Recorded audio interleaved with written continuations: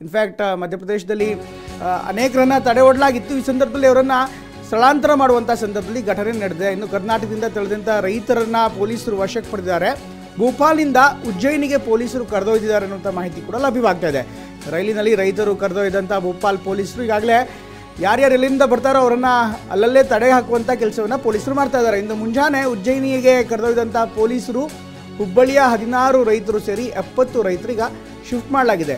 ದಕ್ಷಿಣ ಭಾರತದ ಬೇರೆ ಬೇರೆ ಭಾಗದಿಂದ ಸುಮಾರು 2 ಬೋಗಿಗಳಲ್ಲಿ ರೈತರನ್ನ ಕರ್ಕೊಂಡು ಹೋಗಿ ಬೇರೆ ಜಾಗಕ್ಕೆ, ಬೇರೆ ಸ್ಥಳಕ್ಕೆ ಕರೆದೊಯ್ಯಲಾಗ್ತಾ ಇದೆ. ಕರ್ನಾಟಕದಿಂದ ತೆಳೆದಂಥ ರೈತರ ತಂಡವನ್ನು ಈಗ ಪೊಲೀಸರು ವಶಕ್ಕೆ ಪಡೆದಿದ್ದಾರೆ ಅಂತ ಮಾಹಿತಿ ಕೂಡ ಲಭ್ಯವಾಗ್ತಾ ಇದೆ.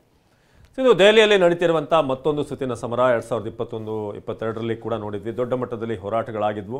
ಅದಾದ ನಂತರ ಈಗ ಮತ್ತೊಮ್ಮೆ ಮಾತುಕತೆ ಆಯಿತು, ನಿನ್ನೆ ಮೀಟಿಂಗ್ ಆಯಿತು. ಆದರೂ ಕೂಡ ಯಾವುದೇ ರೀತಿಯಾದಂಥ ಫಲಪ್ರದವಾದಂಥ ಒಂದು ಸೊಲ್ಯೂಷನ್ ಕಂಡು ಬರಲಿಲ್ಲ ಮೀಟಿಂಗ್ನಲ್ಲಿ. 10ಕ್ಕೂ ಹೆಚ್ಚು ಬೇಡಿಕೆಗಳನ್ನು ರೈತರು ಈಗ ಕೇಂದ್ರ ಸರ್ಕಾರದ ಮುಂದೆ ಇಟ್ಟಿದ್ದಾರೆ.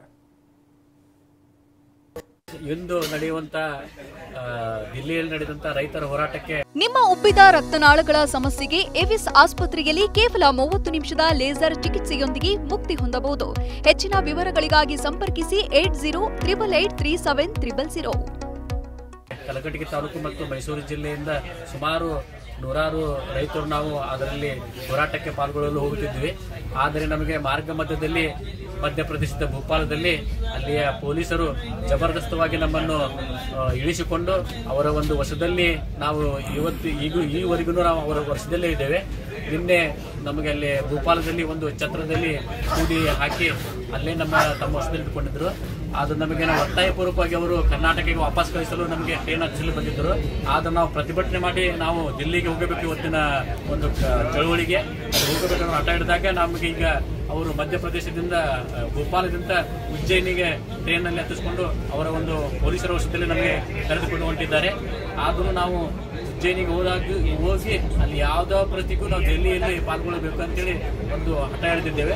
ಆದರೂ ಪೊಲೀಸರು ನಮಗೆ ದೆಹಲಿಗೆ ಹೋಗ್ಲಿಕ್ಕೆ ಬಿಡ್ತಾ ಇಲ್ಲ. ಮುಖ್ಯವಾಗಿ ಒಂದು ದೆಹಲಿಯಲ್ಲಿ ಪಂಜಾಬ್, ಹರಿಯಾಣ ಮತ್ತು ದೇಶಾದ್ಯಂತ ಎಲ್ಲ ರೈತರು ಕೂಡಿ ಒಂದು ದೊಡ್ಡ ಕಾರ್ಯಕ್ರಮ ಇದೆ. ನಮ್ಮ ಕರ್ನಾಟಕದ ರಾಜ್ಯ ರೈತ ಸಂಘದ ಒಕ್ಕೂಟದ ಅಧ್ಯಕ್ಷರಾದಂಥ ರೈತರಂತ ಕುರುಬೂರು ಶಾಂತಕುಮಾರ್ ಈಗಾಗಲೇ ನಿನ್ನೆ ಚಂಡೀಗಢದಲ್ಲಿ 3 ಸುತ್ತಿನ ಮಾತುಕತೆ ಆದರೂ ಯಾವುದೇ ಒಂದು ಮಾತುಕತೆ ಫಲಪ್ರದವಾಗಿಲ್ಲ.